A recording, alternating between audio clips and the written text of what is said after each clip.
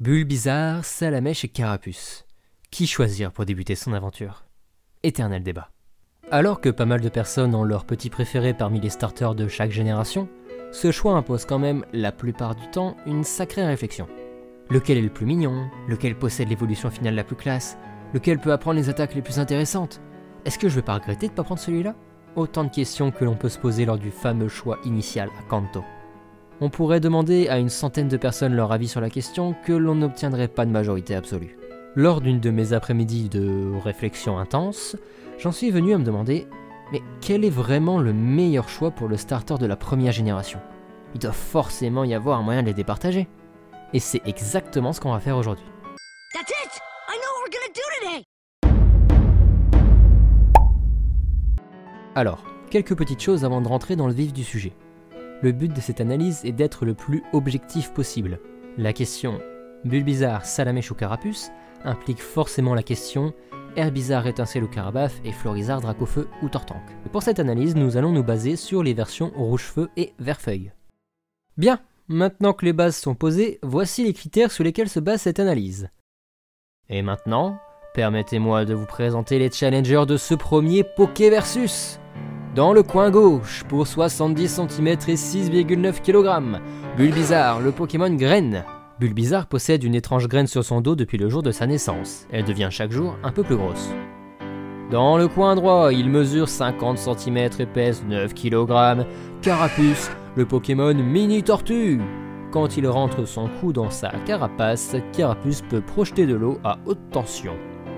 Et enfin, dans le coin du milieu, au de ses 60 cm et de ses 8,5 kg, Salamèche le Pokémon lézard. Depuis sa naissance, une petite flamme brûle au bout de sa queue.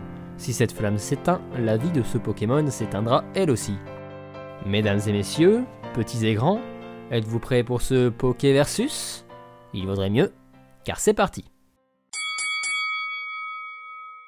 Notre premier challenger, Bulbizarre, est de type plante et poison. C'est le seul des 3 starters de Kanto à posséder un double type dans sa forme de base. Il possède au total 4 faiblesses, 3 résistances et une double résistance. Salamèche, de type feu, possède 3 faiblesses pour 5 résistances. Cependant, en évoluant en Dracofeu, il acquiert le type vol, ce qui modifie assez fortement sa couverture défensive. Avec son double type feu-vol, Dracofeu possède 2 faiblesses, une double faiblesse, 3 résistances, 2 doubles résistances et une immunité. Enfin, Carapuce est de type eau, type qu'il gardera en évoluant, et possède 2 faiblesses pour 4 résistances. En suivant le barème indiqué à l'écran, voici ce que l'on obtient pour chacun de ces Pokémon. C'est Salamèche qui remporte cette première opposition. Carapuce arrive deuxième et Bulbizarre ferme la marche. Pour ce qui est des statistiques de base, je vais évidemment me concentrer sur celles des évolutions finales de chacun des starters. Cependant, et on pouvait s'y attendre, les statistiques des Pokémon s'équilibrent de manière assez intéressante. En effet, voici leurs statistiques de base. On a donc Florizarre qui est vraiment bulky, accès spécial, Dracofeu qui au contraire dispose d'un mauvais bulk mais d'une bonne vitesse et d'une grosse puissance offensive, et Tortank qui se situe entre les deux. Le total des statistiques est assez similaire pour les 3 starters, et les faiblesses d'un Pokémon par rapport aux 2 autres sont compensées sur d'autres statistiques. On a donc une égalité, chaque starter remporte 1 point.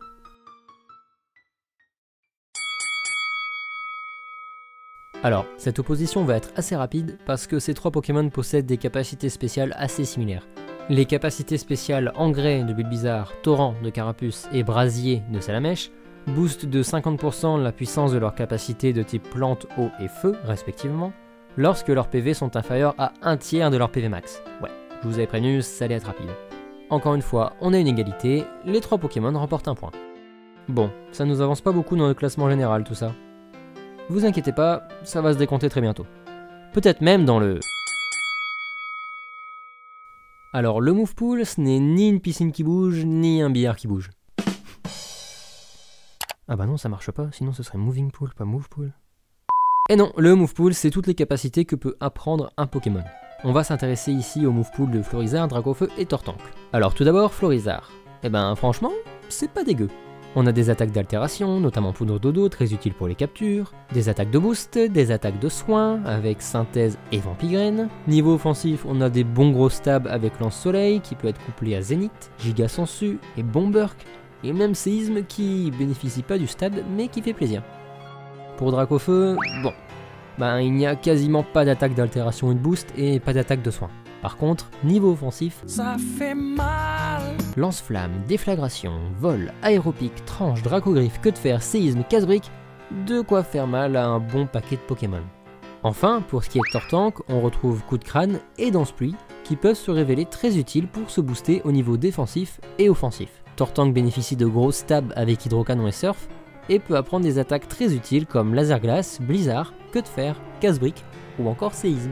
Finalement, pour récapituler tout ça, voilà ce qu'on a. Tortank qui a un move pool qui lui permet d'être super efficace contre 14 des 17 types présents dans Rouge Feu et Verfeuille, ce qui est assez équivalent aux 12 types touchés par Dracofeu. Cependant, Tortank, en plus de toxique, peut booster sa puissance offensive avec Danse Pluie et sa défense avec coup de crâne.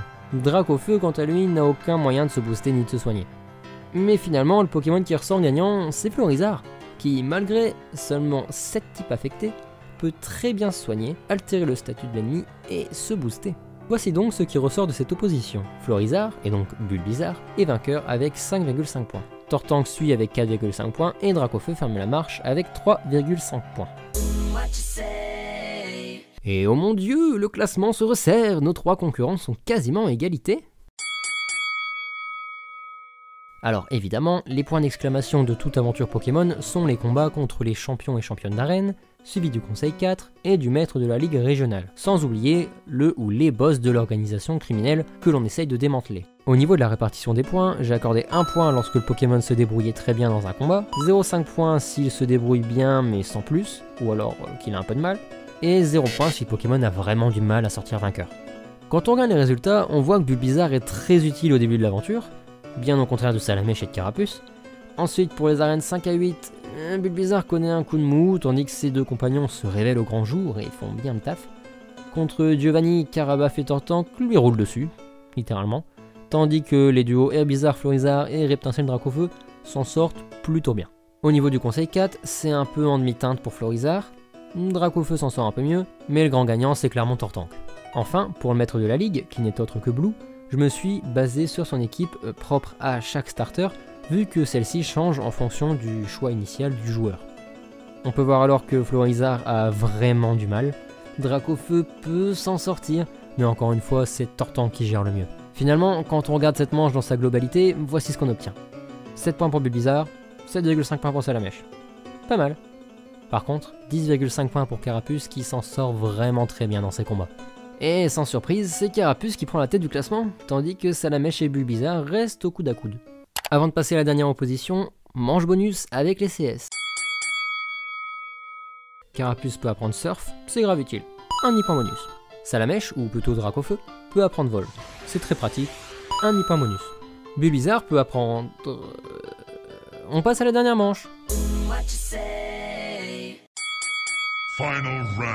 Ici, la notation est modifiée. Le score de chacun des Pokémon va être calculé en se basant sur les critères définis en début de vidéo, et l'écart de points avec le score de leur starter associé sera converti en points bonus ou malus pour ce starter. Et oui, on vient de passer plusieurs minutes à analyser qui de Bulbizarre, Salamèche ou Carapuce est le meilleur choix pour une aventure sur Rouge Feu et Verfeuille, mais est-ce que ces Pokémon n'auraient pas des remplaçants? Le plus facile à trouver, c'est pour Tortank. Je vous présente Aquali.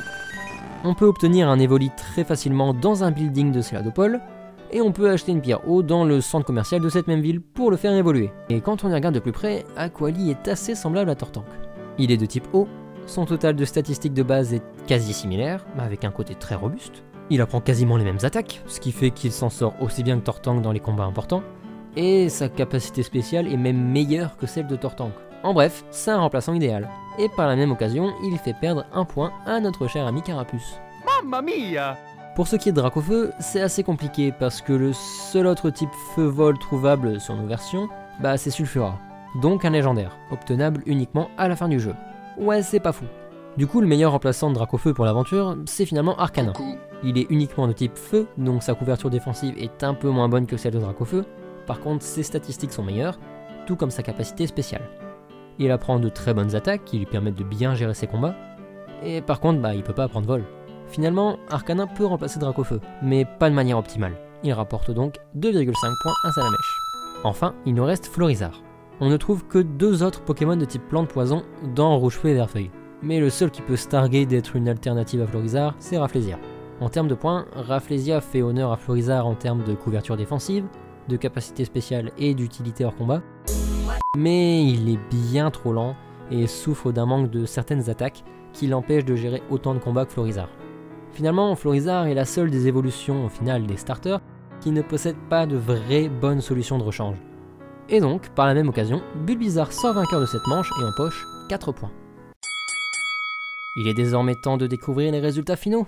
Toutes les manches ont été effectuées, chaque starter a été passé au peigne fin selon nos critères, et après l'ultime manche, voici les scores finaux. En 3ème position, Carapuce avec 17,5 points. Sur la 2ème marche du podium, Salamèche et ses 18 points. Et c'est donc Bulbizarre qui s'octroie cette victoire du haut de ses 19 points. Félicitations petite chose. Finalement, quand on y regarde de plus près, c'est Carapuce qui est intrinsèquement le meilleur des 3 starters pour l'aventure. Assez loin devant Salamèche et Bulbizarre. Mais lorsqu'on prend en compte le fait qu'il y a d'autres Pokémon qui peuvent remplir le rôle des starters dans une équipe, bah finalement c'est tout l'inverse qui se produit, avec Carapuce qui passe dernier, juste derrière Salamèche, et Bulbizarre qui est tout en haut du podium. En tout cas, ce premier épisode de Pokéversus touche à sa fin, j'espère qu'il vous aura plu. D'ailleurs si c'est le cas, n'hésitez pas à laisser un like. Merci encore d'avoir regardé cette vidéo. Si vous avez des idées de Pokéversus ou alors des remarques, des conseils, etc., on peut en débattre dans les commentaires. N'hésitez pas à vous abonner à la chaîne, et en attendant, je vous dis à plus tard.